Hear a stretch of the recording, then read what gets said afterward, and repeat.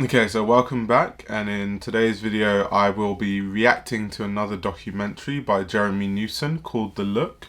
Of course, if you want to watch the full version of this, I'll leave a link in the description below and you can watch like the whole documentary episode. But on that note, let's get straight into it. I like Yves Saint Laurent, I like Valentino, Ungaro, Chanel. The earrings are Chanel. Chanel? Yes. From high fashion at Chanel, where Karl Lagerfeld provides wealthy women with a uniform for the rich. You know, nobody can force people to wear that, and they could wear it differently. If they wear it that way, that means that they like it that way. Whatever people want, they become. An army of the affluent with its very own insignia. Can I just say, I just realised that woman walking epitomises the Chanel look. You can tell that woman knows her history. Whoever that is, I don't know who that is. That's such a Chanel look. She had like the chain belts. She's wearing like gold chain. She's got the gold band. That is so Chanel. It's crazy. Want, they become. An army of the affluent with its very own insignia. To the street styles of cult designer Sean Stussy, whose eclectic mixture of logos, graphics and slogans bonds urban style merchants into the Stussy tribe. The designer's dream, all nations, all cultures out on a global shopping spree, shopping for that total look, began with visionary Coco Chanel.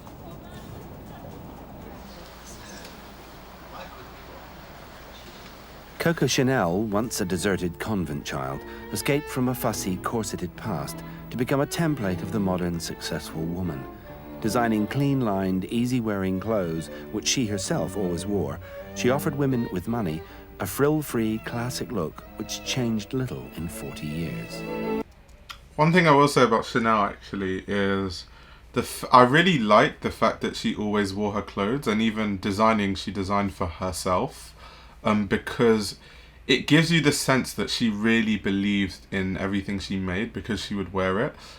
So that's just something I've always thought about Chanel.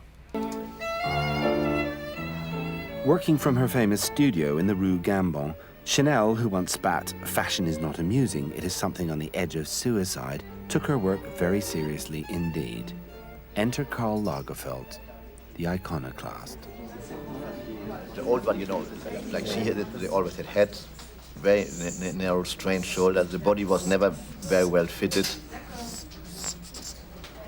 But there were the pockets. And she used, in fact, very little chains. I took tons of chains, but she used very little of them, nearly nothing. She did it more for herself, you see. And then the skirts had this kind of shape. They were quite long, you see. And then they had those normal shoes with heels and the black thing. The one from the 50s, 60s was like this. Today, you know, for people it's Chanel, but in fact it's nothing to do with it. Huh? Isn't it amazing to see a designer sketch stuff? It's just so amazing. It's just so good. And it shows Karl Lagerfeld's understanding of Chanel history, talking about the difference between the silhouettes from the 50s and the 60s to now. And I think the interesting thing about Karl Lagerfeld and why I think he was so successful at Chanel is that Karl Lagerfeld kept his own sort of personal archive and sketches of everything to do with Coco Chanel's period and when she was designing for the brand.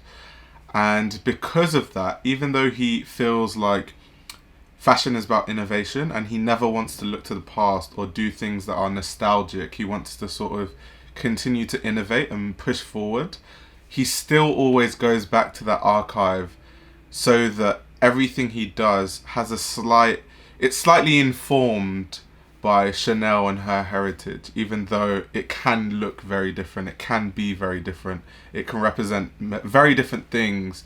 You always get the sense that there's that Coco Chanel, Gabrielle Chanel DNA embedded into everything he makes. So I just find that really interesting.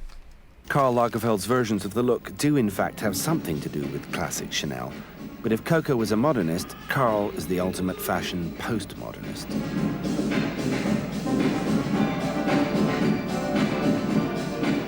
In his hands, her favorite motifs become a language of symbols which he freely manipulates.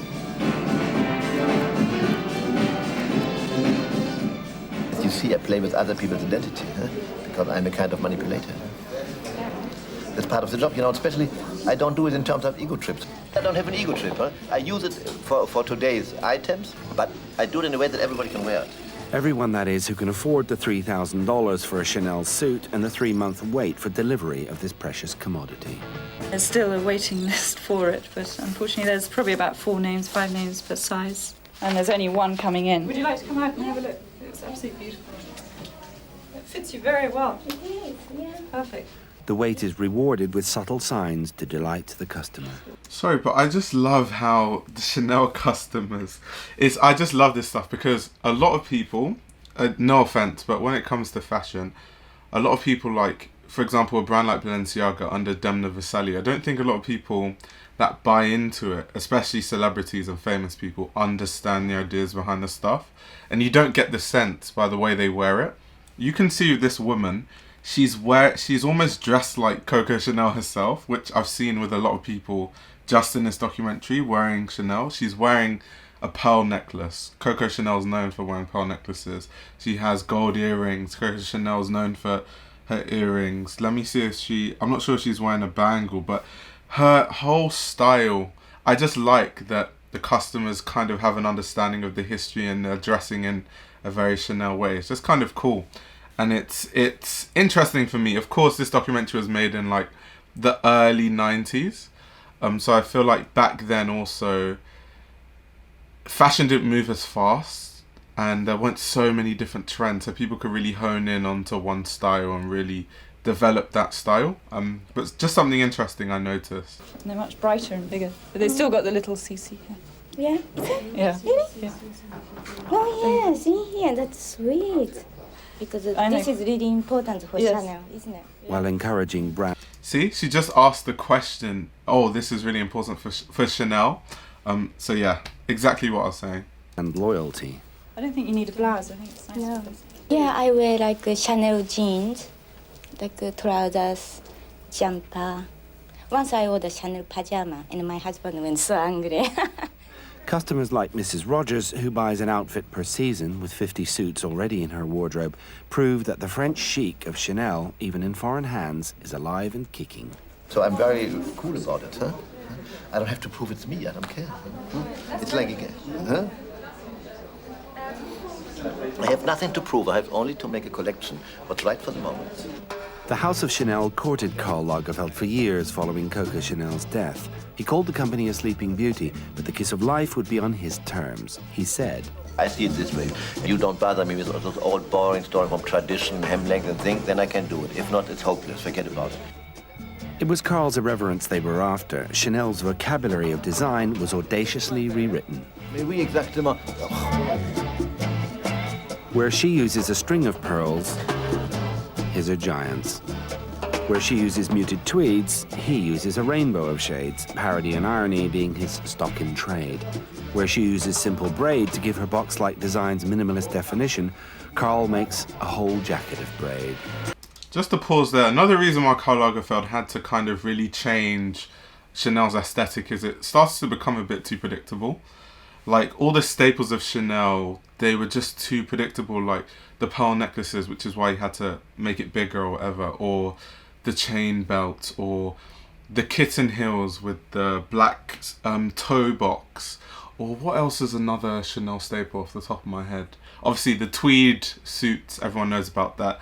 But even Coco Chanel, what Coco Chanel used to do is she would kind of tweak the suits every season. So the suits always were kind of like 3/4 sleeve length. But the thing about the tweed suits is some will have collars, some won't. Some will be a woven tweed, some will be a different kind of tweed, there'll be different colours, the prints will be done differently, but the silhouette kind of stayed the same. Or what she would do with the tweed suits is season to season she would change the length of the skirt. So sometimes it would be above the knee, sometimes it would be below the knee. Over time, those minute changes become too predictable, and to people who don't, maybe having a trained eye is not the wrong word, but for people who aren't looking too deeply into it, they'll just think it all looks the same. So I think for commercial reasons, it's actually good that Karl Lagerfeld kind of went away from that whole being stuck in only making tweed suits and really expanding what Chanel was. But I think even when it comes to the tweed suits, before Chanel's exile, when she went to Switzerland, she was making all different kinds of clothing. It was more when she had her fashion return after she came back from Switzerland that the tweed suit really became like sort of a thing. You know, I'd play around, huh? Indeed, with braid of chain, with metallic fringing, ribboning which hints at bondage, cotton trim which becomes kinky vinyl. And the single signature camellia becomes first a bunch, then a lavish floral display, and finally a joke bouquet of plastic excess. I think that what Lagerfeld has done is he's destroyed a philosophy, but he has kept some of the trappings of the philosophy in that the gardenia, the two-tone shoes, and the little check jacket. But many people would say, all right, well, he's kept the spirit, but I don't think he has at all. I think he's rampaged it through the spirit with jackboots, you know, I think with absolutely no sensitivity whatsoever for Chanel's philosophy and attitudes towards women and how they should dress. On the other hand, of course, he could probably say, with a certain amount of justification, that you can't stand still. For sure, I pushed it to the limit for the 80s, but now we have to push it to the limit of the 90s. Coco Chanel's original aim to make the woman more important than the clothes seems to have suffered a setback. You know, Chanel is more a stylist than a designer, you know. Chanel was a handsome woman. She did it for herself. She couldn't care less about the others. The way she arranged herself, the chains, the camellia, the bow, the shoes, the handbags and all that. And whatever it was, she made it look out of it for her. And the genius of that story is that it's said something in different sizes by making it smaller, making it bigger, overacted, underplay it. One used to have to apply to Chanel for spare buttons. This looks like Chanel, so there's not one button.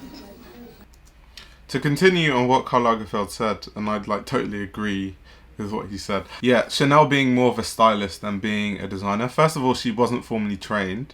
So when she first started making clothing, she used to, and this is after she like made hats, because the first thing she made was hats, and then she eventually like expanded into clothing.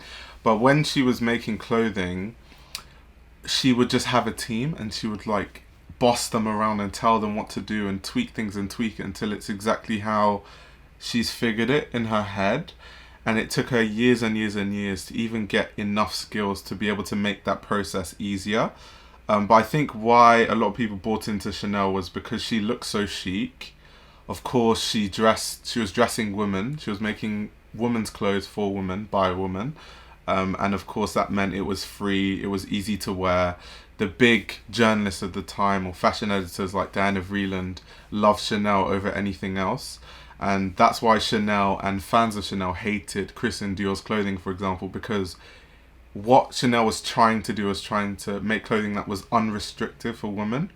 And then Christian Dior kind of pared that back with the strong corsetry and cinching of the waist in his silhouette. So it's just all kind of interesting. All this stuff really fascinates me. You see?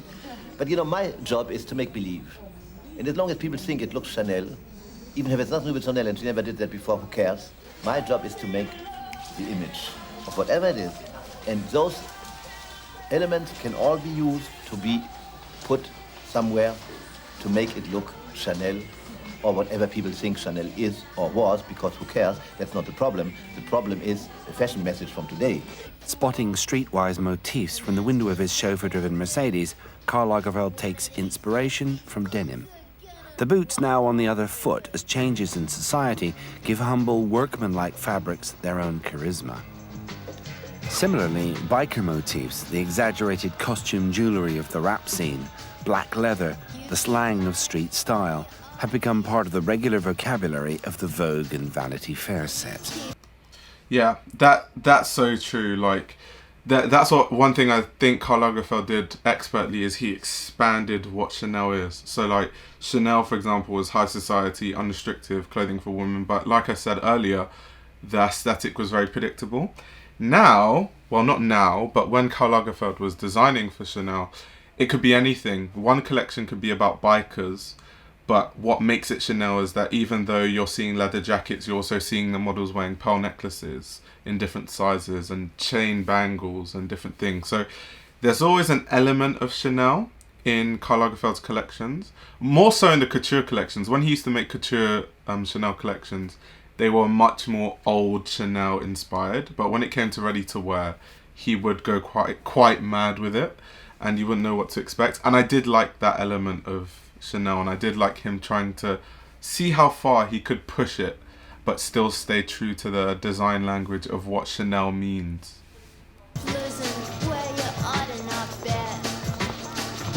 As road and runway mingle. What has happened since Lagerfeld came on to the scene with Chanel would have her spinning in her grave. I mean, she would be absolutely horrified. Precisely why the House of Chanel hired Karl Lagerfeld in the first place. The pact struck between them, as Lagerfeld says, like that struck between Faust and the devil, involved the calculated abuse of the legendary Chanel look, and the publicity engendered transformed the prospects of a moribund company. I like this guy said what Karl Lagerfeld does would have Chanel spinning in her grave. It's so true, because Coco Chanel would never deviate from her aesthetic, and there's proof of it. When the new look was big and she came back, she continued with her sort of aesthetic, unrestrictive clothing for women, the tweed suits, flowy garments, tiered dresses, ribbons as belts, those sort of things. When miniskirts in the 60s was huge, and it was all about the swinging 60s, what people call the youth quake, and Mary Quant was a really big designer with the miniskirts that she was making. Chanel still stayed true to her aesthetic. So I don't think there is any way Chanel would have deviated all the way to like bikers and surfers, because I know Karl Lagerfeld has had one of his collections was inspired by surfing. She would not do that. So that's so true. Since the Lagerfeld coup, Chanel is back in vogue, appearing on more covers than any other design house. Perfume sales went up, and Chanel's turnover is thought now to top $1 billion, though the company pays an annual fine to keep the true figures secret. The epitome of this transformation is the Chanel bag, the ultimate status symbol for expense extroverts. This is the classic black handbag, the original one that Coco Chanel designed. Gold-plated logo with a reassuring hallmark, a hand-plaited gold and leather strap, the classic quilting motif in baby lamb's leather. And on the inside, just in case you'd forgotten, a gentle reminder that this is not just any old bag. In hand-tooled red leather, pockets for your lipsticks, theatre tickets, and should you get pulled in by the style police, no problem. A card of authenticity with your very own unique serial number. Well, I think if you subscribe to that, you're stupid.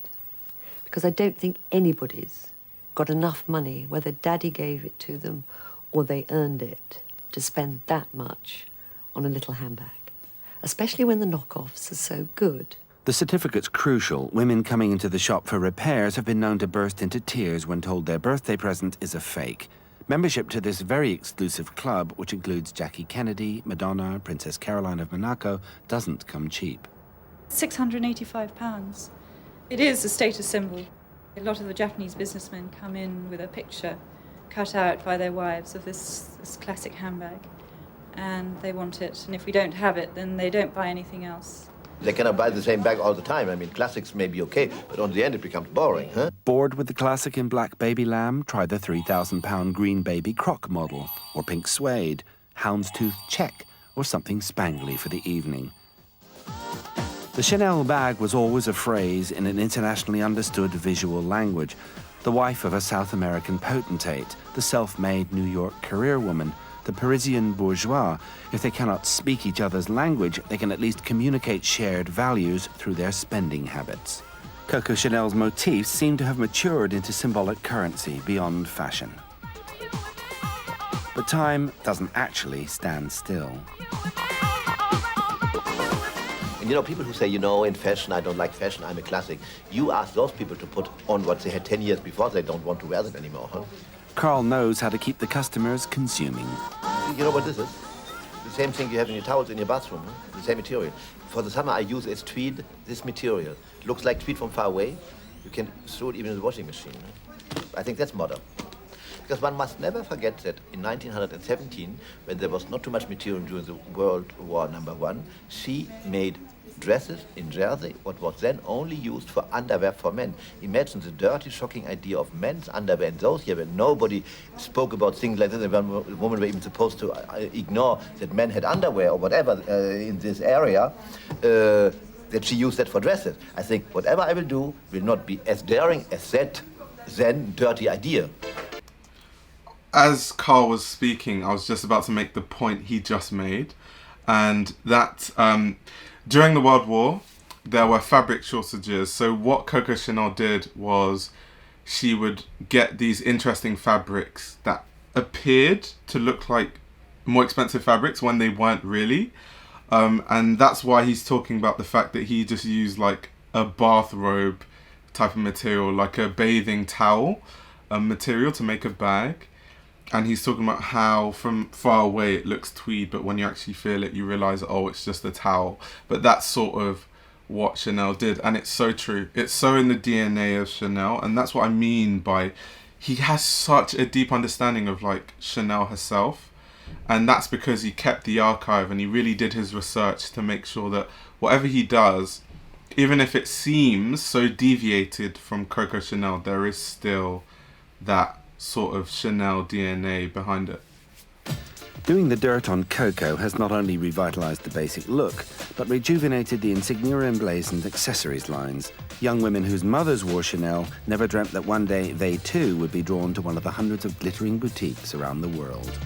What has happened, it's a brilliant marketing device really, what has happened is that people, rather than when people go to Harrods and they buy a Harrods bag to show they've been there.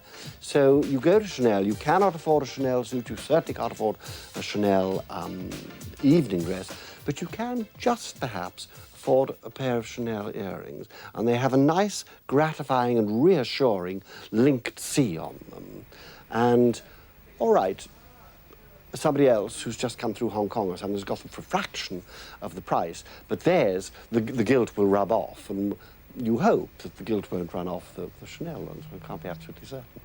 Plenty of people appear certain that the glitter and glamour of Chanel trinkets will rub off on them. Accessories represent almost 90% of sales, and the success has spawned imitators.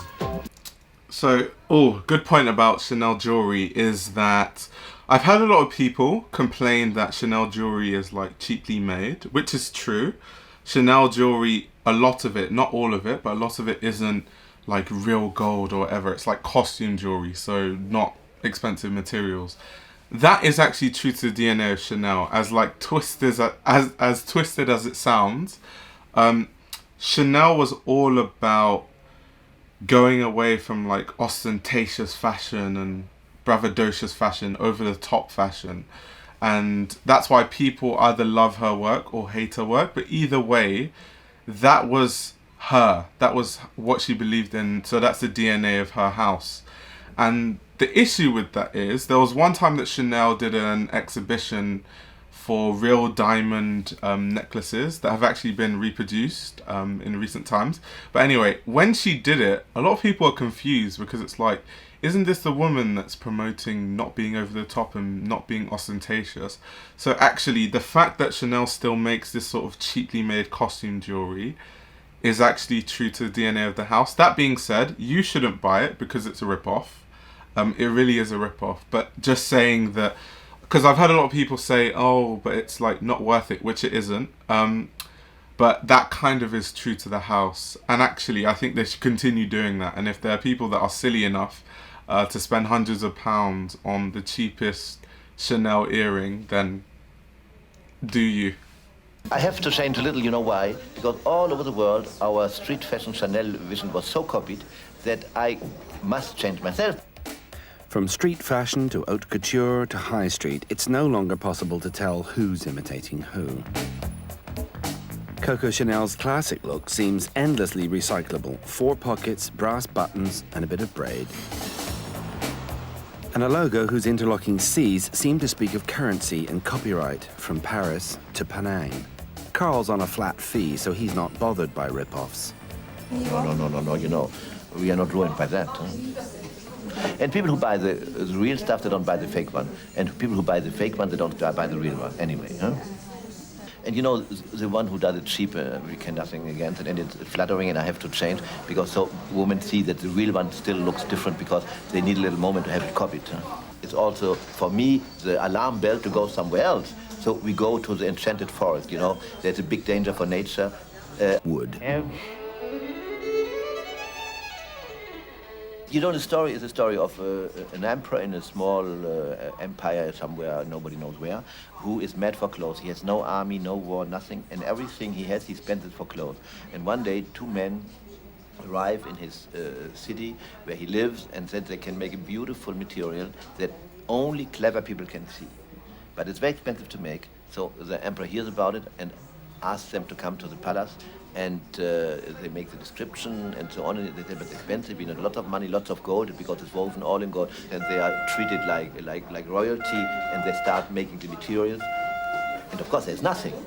But they ask always for more money, more money, more money, and so the emperor is a little afraid, and he sent all his ministers to have a look, and everybody comes in and said, it's enchanting, it's marvelous, it's beautiful, because nobody wants to admit that there is nothing, because they had said that if you cannot see it, that means that you are stupid.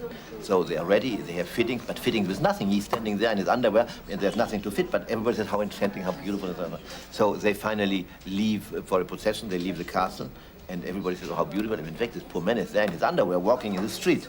And only one child says, oh, look, but he's naked. And then suddenly everybody realizes that those were crooks.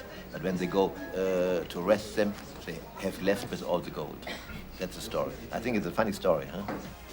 And that's the story of fashion, clothing the vulnerable, naked form with more than just protection from the elements, clothing it with style, even if only other clever people can appreciate it. Three designers who never went to fashion school are making millions feel fashionable. That's so funny, and I like how that ended with Karl Lagerfeld's story. And that kind of does describe the industry, where people just like, oh, these people don't get it, and it's so interesting. And that's kind of so true. And I've definitely been lost in that. But yeah, this is a lot of fun. I like looking back at past fashion and reacting to different fashion videos and documentaries. If you want me to react to any video or documentary or whatever, comment down below and I'll definitely give it a look. But on that note, comment down below your thoughts on Coco Chanel's work and Karl Lagerfeld and how you think he changed Chanel. And on that note, I'll be back with another video very soon.